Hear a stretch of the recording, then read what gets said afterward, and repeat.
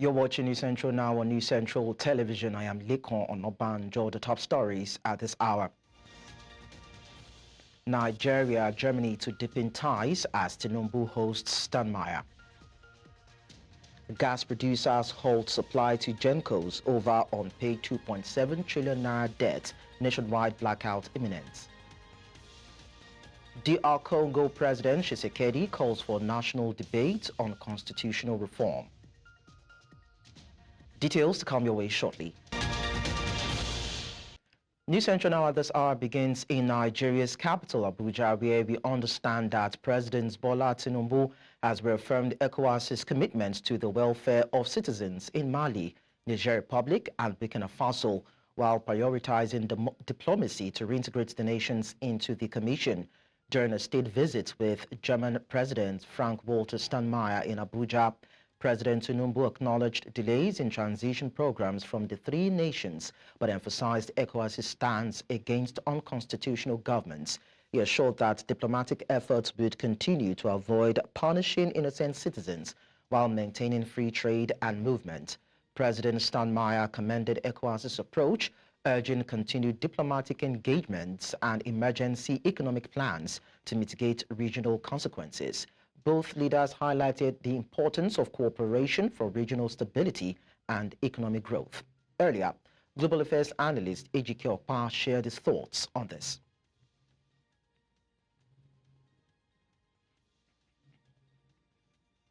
We'll bring you details in our subsequent bulletins. Let's talk security now. Nigeria's Minister of Foreign Affairs has called for a joint and collaborative effort by ECOWAS member states to tackle insecurity, terrorism and transnational crime. This was during the ECOWAS Mediation and Security Council ministerial level meeting at the headquarters of the ECOWAS Commission in Abuja, where the minister, who is also the chair of the council, expressed worry at the escalating threats of terrorism, violent extremism and transnational organized crime being witnessed by member states. The session is the 53rd since its inception and has in attendance members of the ECOWAS Mediation and Security Council of member states. The escalating threats of terrorism, violent extremism and transnational organized crime pose a shared burden that no single country can confront alone. These challenges underscore the necessity of collective action and regional cooperation. As the ECOWAS Regional Action Plan on the fight against terrorism concludes this year, this meeting offers a critical opportunity to chart a forward-looking strategy to bolster our collective security architecture and sustain the momentum in addressing these threats. Away from that, the House of Representatives has resolved to investigate alleged smuggling activities by personnel of the Nigeria Customs Service. The House took the decision at a plenary session on Wednesday following the adoption of a motion of urgent public importance sponsored by the member representing Badagry Federal Constituency, Lagos State, Oluwaseun Wingan. Wingan cited an incident involving a journalist in Badagry, Lagos State, earlier this month, who was assaulted while attempting to make a video recording of activities at a location he described as a smuggling zone. The lawmaker who moved the motion raised eyebrows over the behavior of the customs officers. The motion has, however, been referred to the Committee on Customs and Excise. And now to the oil sector. Dangote Refinery and Neptune Oil have announced the first export of premium motor spirits, commonly known as petrol, from Dangote Refinery, Africa's largest oil refinery, to Cameroon. This milestone, achieved through a strategic collaboration between the two companies, highlights their commitments to fostering stronger economic ties between Nigeria and Cameroon while addressing the region's growing energy demands. Aliko Dangote, president and CEO of Dangote Group, said the first export of PMS to Cameroon is a tangible demonstration of the company's vision for a united and energy-independent Africa. The partnership between Dangote Refinery and Neptune Oil goes beyond this initial export, according to the firm. To discuss this, we are joined by a development expert, Bolaon Olojede. Thank you so much, Mr. Olojede, for joining us on the news. Yeah, good morning. Okay. Nice to be on the program. All right, it's nice to have you around on the news. For you, let's understand this export of PMS to Cameroon. How do you think it will impact the regional energy market, particularly in terms of fuel supply and pricing?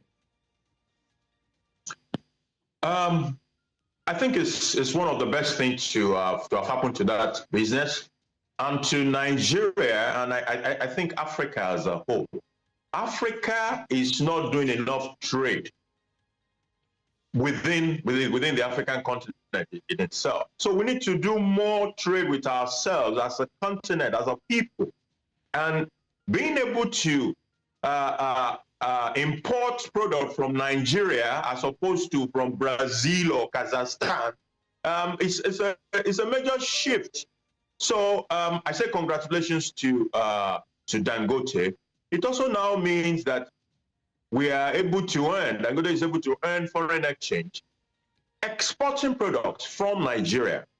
In terms of pricing, it is expected that it should be cheaper to move products from Nigeria to Cameroon, which is a country that is directly beside Nigeria, than to go and get a vessel from Asia or Latin America or Europe to bring product to Nigeria. So there should be some savings on logistic cost by exporting to Cameroon.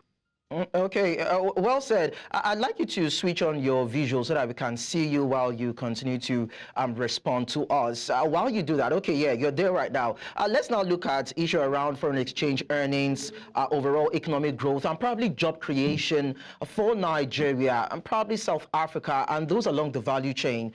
Do you think there would be some sort of improvements in that for the countries?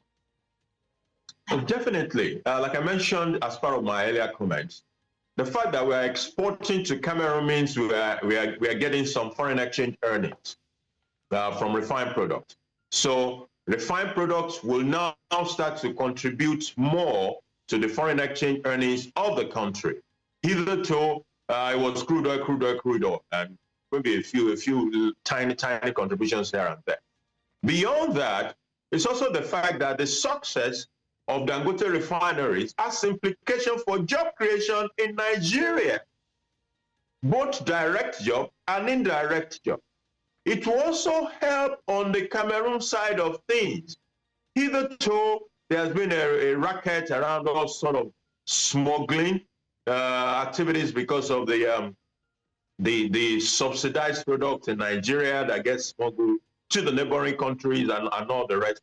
I think with the subsidy out of the way, with product being available by from Dangote refineries, some of these activities will also take a turn from the illegal activities and focus more on the legal side of things, which is just exports to Cameroon and earn foreign exchange. And I just hope that we can extend what has happened to Cameroon to other parts of Africa as well. Okay. Also extend it even beyond oil and gas. Okay, so when we consider these extensions vis-a-vis the global discourse around renewable energy, a movement from fossil fuel to alternate energies or alternative sources of energy, and we're looking at the energy sector, we're looking at the impact of climate change, would it not be counterproductive by the time the conversations become robust, whereby we now see people moving away from oil as a source of powering businesses and the economies to other sources of energy? Okay, you would assume that is everybody that believes in global warming and those climatic things.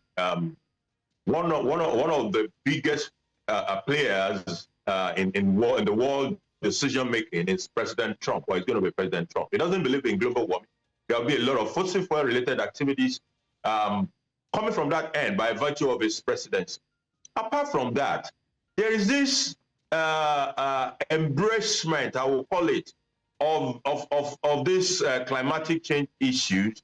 There is a side to it that is not good for us as a country with so much of that resources on our side. We are literally being asked to jettison what we have been blessed with and embrace an importation of those things that we don't have. Right now, we have fossil fuel, we have gas in abundance. let us, rather than thinking of how we're going to jettison this, see more of how we're going to make it count for us in the short to medium term, and now we're going to transit away over the long term into wherever the world's direction is going. As it is today, all those pressure around fossil fuel is balanced, jettisoning and all the rest, I don't think that the world will get to that position even in another 30 years. Okay, so what about the other 4 refineries? Do you think they can replicate this feat that Dangote has achieved? Is there a possibility?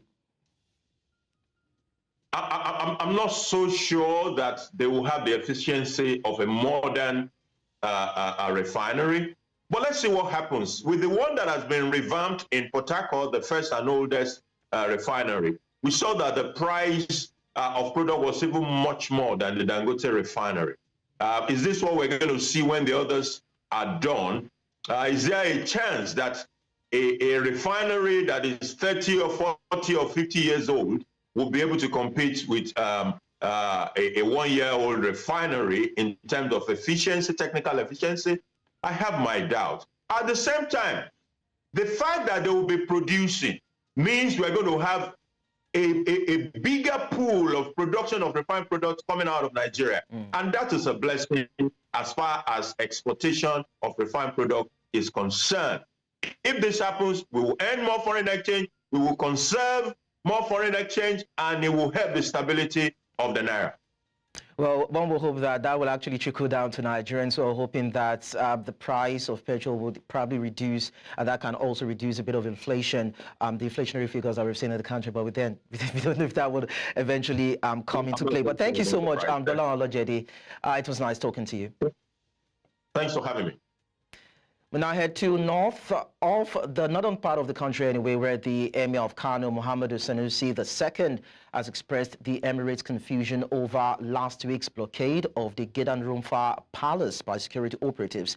The Emir said there has been no official communication regarding the reasons for the action. Speaking on Wednesday while receiving a delegation from Bichi, who came to express gratitude for the appointment of their new district head, Munir Sanusi, the Emir described the incident as a distraction that would not hinder the Emirates' activities. The palace was sealed off last week by operatives of the Nigeria Police and Department of State Services, restricting movement in and out of the premises.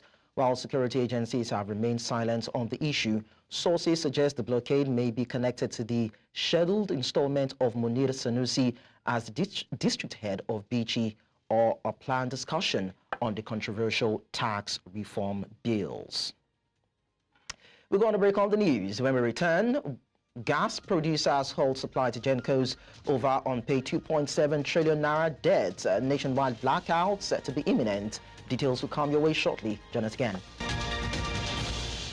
Many thanks for staying with us. Nigeria is facing a nationwide blackout as wholesale gas producing companies have halted natural gas supplies to power generation companies due to unpaid 2.7 trillion naira debt. Chief Executive Officer of the Association of Power Generation Companies, Dr. Joy Ogaji, confirmed the development on Wednesday. She said gas producers have officially notified Gencos of the suspension. Reports say the Nigerian Midstream and Downstream Petroleum Regulatory Authority directed gas suppliers to cease deliveries to indebted Gencos until further notice, citing mounting arrears. The decision has triggered a sudden halt in gas supply, worsening the country's electricity crisis. Earlier, a former chairman of the Nigerian Electricity Regulatory Commission and director of the Abuja School of Social and Political Thoughts, Dr. Sam Amadi, spoke to us on frequent power grid collapses in the country. The grid collapses because the grids are frail. Nigerian grid is very frail, meaning you need to revamp them. Some of those lines ought to be, bad, dilapidated. And so the lack of investment in upgrade, in revampment, it means that the grid is frail. Secondly, we have very low insufficient generation. So oftentimes there's no spirit reserves, there are no redundancies to cope with maybe some of the frequency problems. Again, distribution and transmission don't kind of have a good handshake. So sometimes loads are available, distribution network delivers, but this goes, the network cannot pick the load. Sometimes a disturbance from the distribution side that affected. And then, of course, now we talk about vandalism. Maybe once there was a fire outbreak along Abuja, Chiroro, that caused a serious grid collapse. So all this goes back to the same thing, which is that our grid is weak. The managerial capability, change management strategies are still poor. We now head to Delta State, where Okoma community in Delta State is said to be mourning yet again following the reported death of its 81-year-old treasurer, Dennis Okugbaye, in military detention just days after the President's General, Pa James Ogoroko, died under similar circumstances. Though News Central Television cannot independently verify these claims, it's understood that both were among several leaders detained after the killing of 17 soldiers during a peace mission on March 14. The military's response left Okoma devastated, forcing residents into a displacement camp. Protests have reignited, with aggrieved youths issuing a 7-day ultimatum demanding the release of the detained leaders and Pa Ogoroko's corpse. Human rights groups are calling for justice, urging President Tinubu to investigate the deaths and military reprisals, which they described as violations of human rights and the rule of law. Earlier, legal practitioner and public affairs analyst Toho Osoruwaja shared his thoughts on this. Okoloma community, you discover that is a sad day, and it's something that every reasonable Nigerian needs to condemn, because the armed forces or the army, they are the symbol of strength against external forces. And if we ridicule them in that manner, or if they are treated in that manner, we are bringing ourselves down before external forces, be that as it may. Then secondly, we should also look at the response of the Nigerian military, which also need to be condemned, because in every aspect of life, there should be a laid-down law that governs every situation that happens. And the military as an institution is a law, should be, and is a law-abiding institution, which should be lived by example. So the legal remedy that is available to the community now is two things. One, the military does not have, they only have the general power of detention, which every civilian have. And that detention ought not to be with more than 24 hours, and they hand over such suspects to the police, who are basically responsible for internal security and prosecution of crime, prevention and prosecution of crime internally. Let's now take you up north. As part of the urban renewal drive in Borno State, Governor Mai Mala Buni of Yobe State has inaugurated several projects created by Governor Zulum, that is Governor Babagana Zulum. The projects aimed at modernizing the state's infrastructure and improving residents' quality of life, including road networks, housing estates, among others. Now, News Central's Morikarawa completes the rest of the reports. Borno State used to be the hotbed of the years of Boko Haram insurgency in Nigeria's northeast. With the echoes of the insurgency fading away, Borno and other states in the Lake Chad are recovering. Housing projects aimed at addressing the accommodation challenges faced by low and middle income earners, an overhead bridge designed to ease traffic congestion are some of the projects the government is inaugurating. Borno and Yobe states are both striving to emerge out of that challenge by adopting the Rehabilitation, Reconstruction and Recovery Program. I'm indeed glad to see that we are moving so fast to improve the conditions of our people to live with dignity.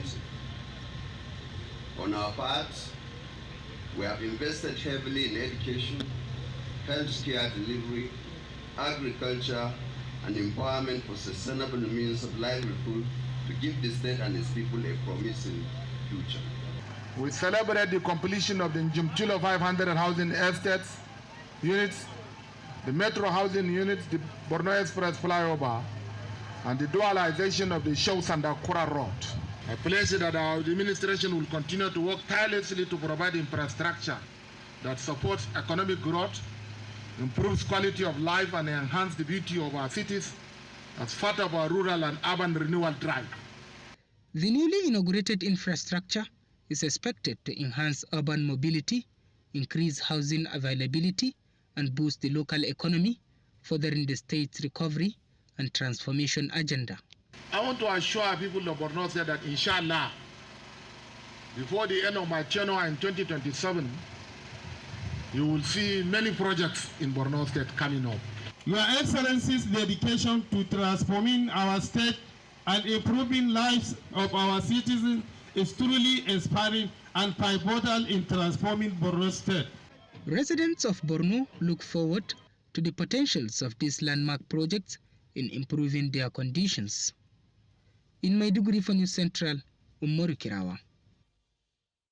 We now head to the courts. The Federal Capital Territories High Court in Abuja issued an order of interim injunction prohibiting Lagos-based lawyer Dele Farotimi from publishing, selling, distributing, or advertising the book Nigeria and Its Criminal Justice System in hard copy, digital or soft copy.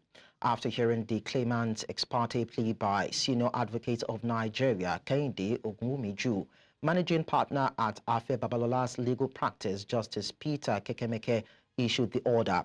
Additionally, the judge temporarily barred the agents, publishers, distributors, sellers, republishers, resellers, and any other individual as described. The court issued the ruling while the motion on notice for interlocutory injunction, which was submitted on December 6, 2024, was being heard and decided. After that, the move on notice for an interlocutory injunction was postponed until January 7, 2025. Away from that, we tell you that election stakeholders in Nigeria have accused political party agents of being complicit in recorded cases of violence witnessed during recent polls in the country. One group in Nigeria, while presenting its post-election report in the nation's capital, Abuja, for the recent Ondo State off-cycle governorship poll, alleged that some of them have been identified to have instigated violence during the election. The KDI election day data room were perpetrated by the party agents. There were instances where blatant vote buying by party agents led to clashes, notably in Ward 5 PU3 in Idore local government. In Ward 8 PU6 of Akoko Southeast local government, observers saw party agents fighting over who would assist an elderly man to vote. This call for concern and must be nipped in the bud before they grow out of wings.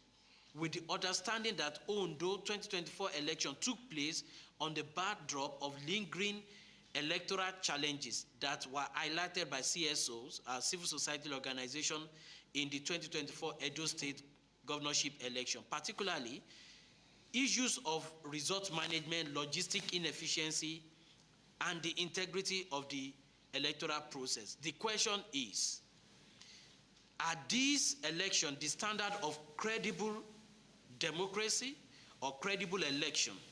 Or is Nigeria merely lowering the bar for electoral excellence? And now to the aviation sector. The Nigerian Safety Investigation Bureau, NSIB, has launched an investigation into a runway excursion involving a Boeing 737-400 cargo aircraft operated by Allied Air. The incident occurred on Wednesday morning at Abuja's Nnamdi Azikiwe International Airport when the aircraft veered off runway 22 into a grass verge after landing. No injuries or fatalities were reported, but the plane experienced significant damage. Emergency response teams promptly secured the site. NSIB's GO team is now on site to recover data, assess the damage, and interview relevant parties. Director of Public Affairs Bimbo Oladeji confirmed the investigation aims to determine causes and recommend safety measures to prevent future recurrence. Away from that, a set of shops around the popular Old Airport Road roundabout in Jos Plateau State was today burnt to ashes following a fire incident. Men and officers of the Operation Safe Haven The Nigeria Police Force and the Fire Service were commended for ensuring the fire did not escalate. News Central's Chizoba Anyonwe reports that similar fire incidents had occurred barely 3 weeks ago at the Katako Market in Jos North local government area of Plateau State.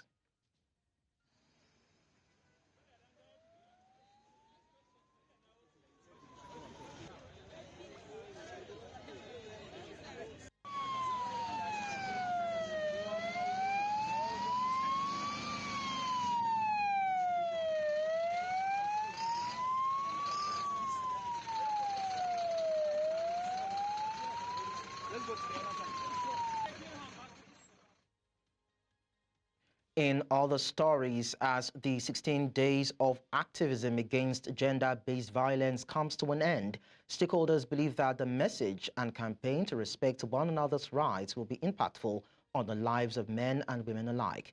The Abia State government and the civil society groups actively participated in the 2024 campaign to end violence against men and women. News Central's Chinwe Ogele has the reports from the summit to mark the end of the 16 days of activism on gender-based violence.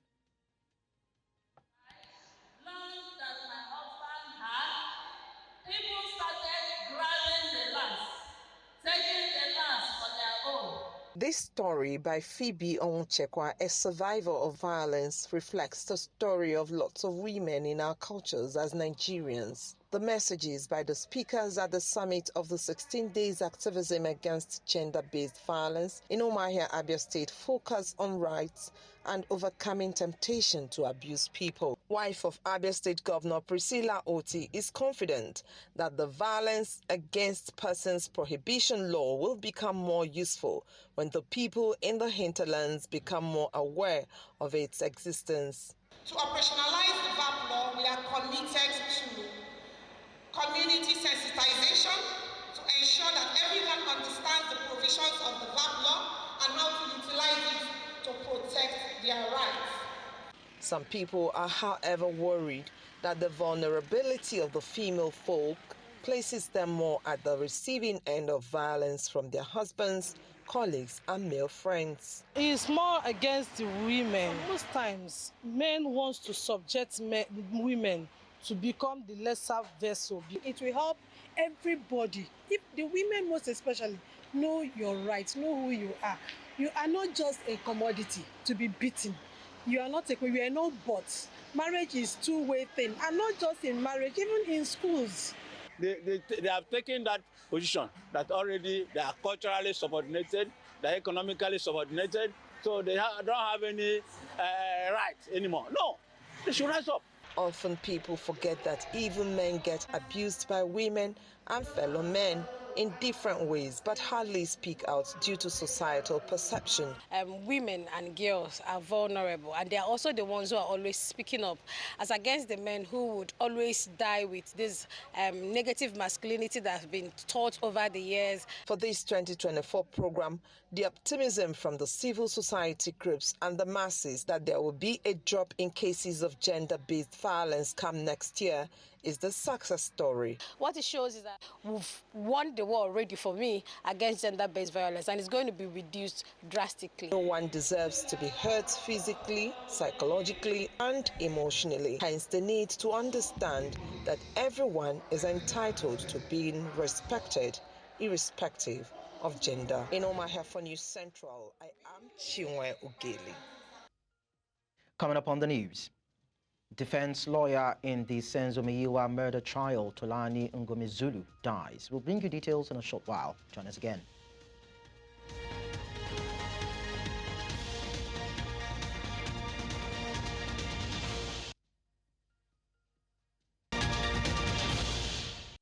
Let's now take you to South Africa, where Tolani Ngomezulu, one of the defense lawyers in the Senzo Meyiwa murder trial, has died. His family confirmed in a statement that he passed away on Tuesday. He represented Muzi Sibia, one of the 5 men accused of killing the former Orlando Pirates and Bafana captain 10 years ago. Advocates Ngomezulu testified last year, raising concerns about his safety. Earlier this year, he informed the court that he believed his life was in danger after 2 suspicious individuals visited his residence. He had been following court proceedings from home due to ill health.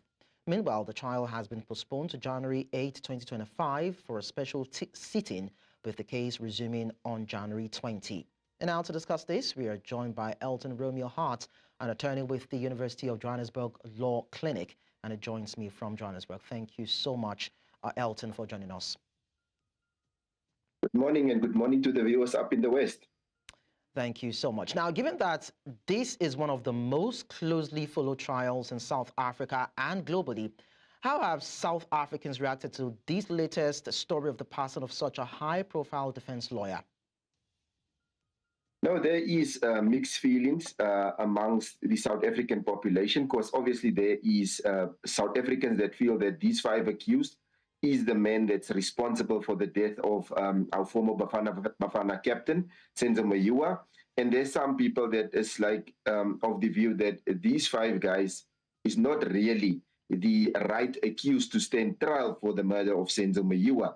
And so you have these 2 sides to the coin. But obviously, as a legal practitioner, Tulani Ngomezulu was a colleague to all of us who's legal practitioners in South Africa. And we sort of feel it because it's a loss for the legal profession, and also it's a loss to his family. And obviously, in his own right, he was a good legal practitioner, and he did what he could do for his client up until he could no longer due to ill health. But there is mixed feelings, and obviously there's some South Africans that felt like the judges were now, or Judge Rata Mokgotleng was very disrespectful to the man at some stages, and now suddenly he wants to observe a moment of silence in court.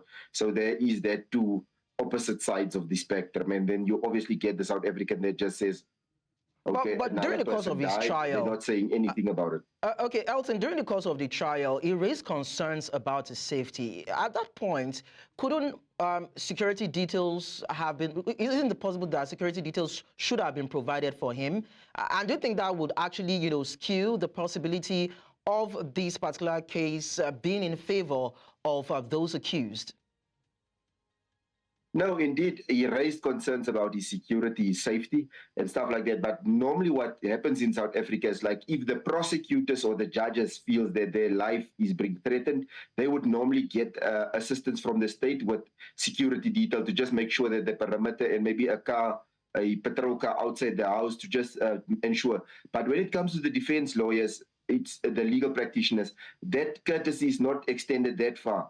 He raised concerns. The only thing that he could have done is to maybe to go and open a case at the police station, make them aware, and ask them to patrol. But there would not be a right that he can actually enforce to say, listen, due to the nature of my work, I feel that I'm being threatened. And a lot of defense attorneys over the years were shot. Like we had colleagues down in Cape Town that were shot by people, gangsters. So with the defense lawyers or the practitioners, that right or that courtesy is not extended to them. So that is the problem that we have in South Africa. But when it comes to the judges and the prosecutors, they do get that protection as part of the job perks, if one can put it that way, that they would get if they feel like their life is threatened due to a case that they're handling. Okay, so let's talk about Muzi Sibiya. Should he consider appointing one of the existing defense lawyers already working on the case, or would you advocate that he brings in maybe a new lawyer?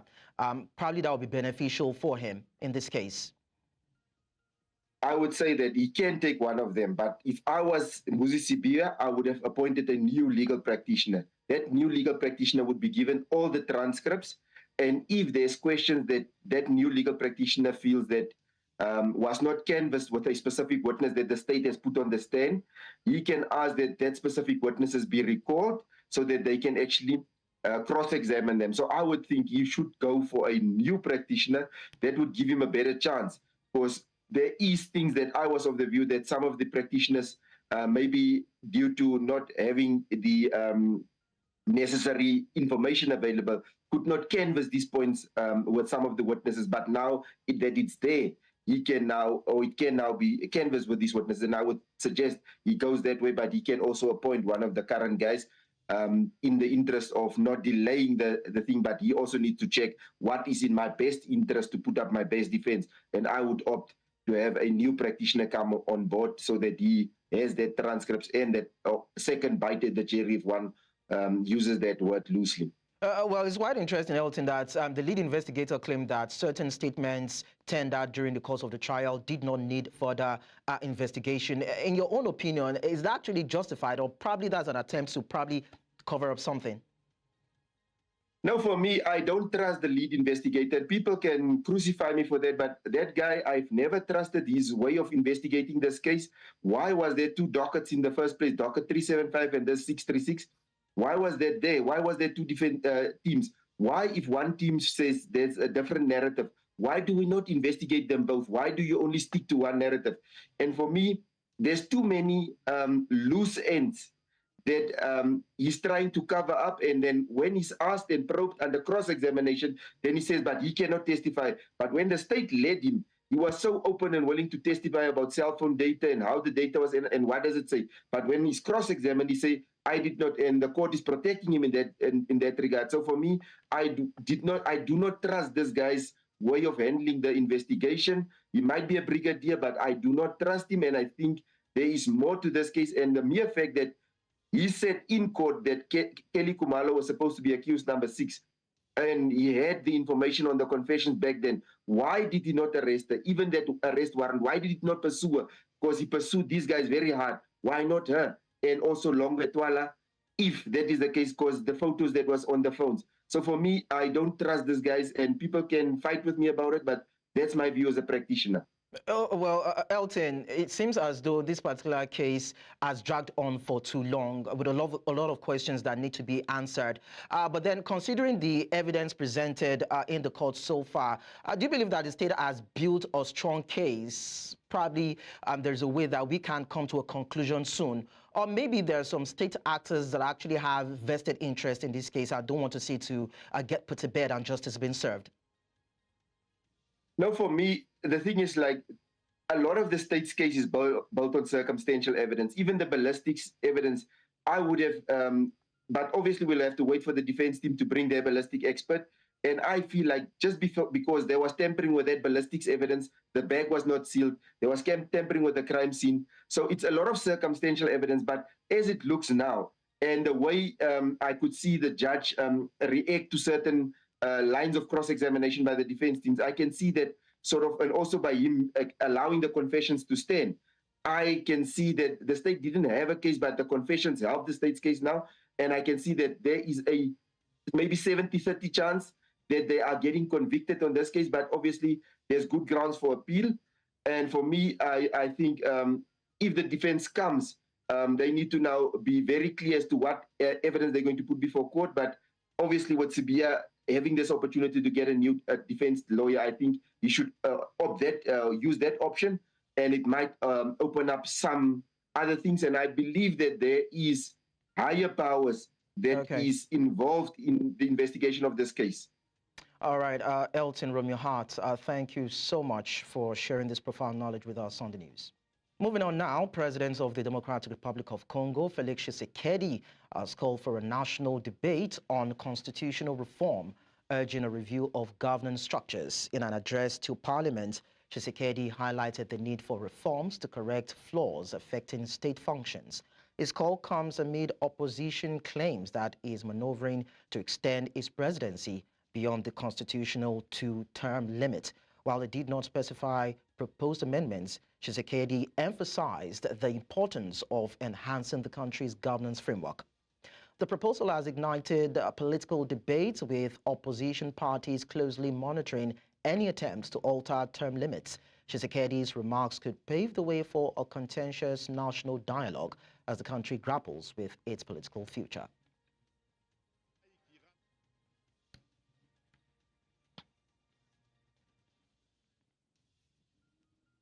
Still ahead on the news. FBI Director Christopher Wray to resign. We'll bring you more details on the rest of the story in a short while. Stay with us.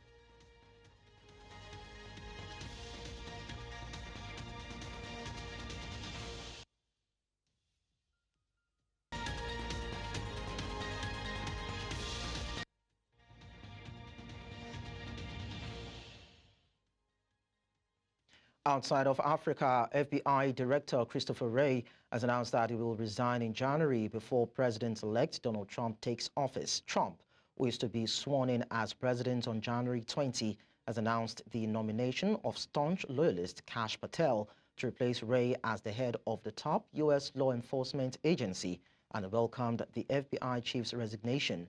Trump appointed Wray to lead the 38,000-person Federal Bureau of Intelligence in 2017, but the incoming president has since criticized his selection. Wray had 3 more years remaining in his 10-year term as FBI director, but faced potentially being fired by Trump. After weeks of careful thought, I've decided the right thing for the Bureau is for me to serve until the end of the current administration in January and then step down.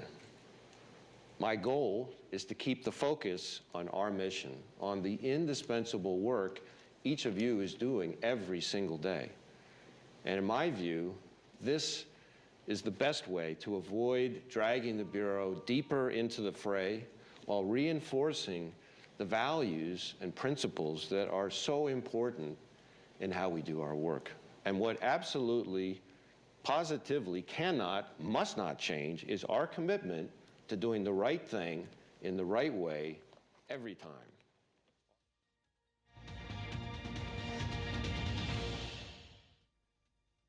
In sports, Enyimba FC were held to a goalless draw by visiting Sunshine Stars to extend their winless run in the Nigeria Premier Football League. The People's Elephants failed to find the back of the net in a rescheduled NPFL clash decided in Aba.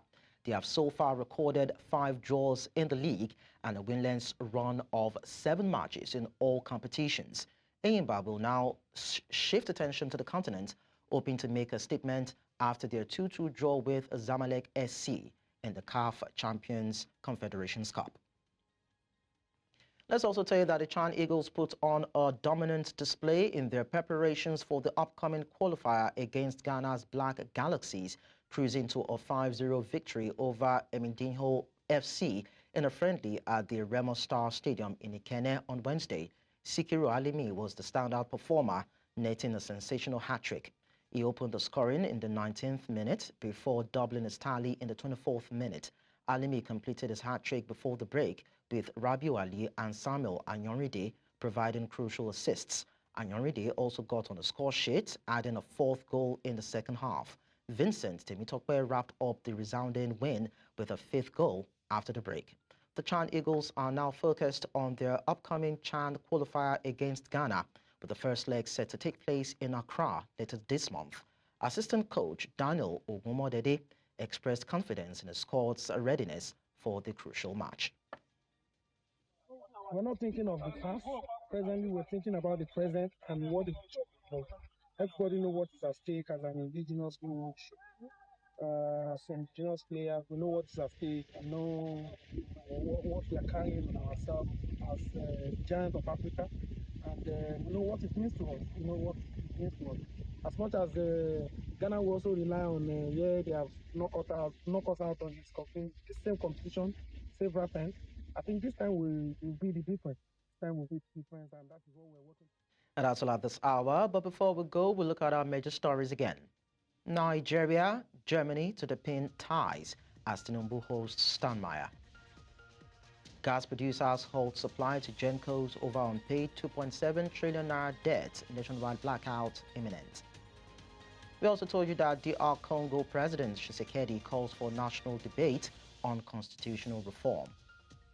Don't forget to watch News Central live on DSTV channel 422, Star Times channel 274, Avo TV and YouTube. Many thanks for watching. I am Lekon Onobanjo.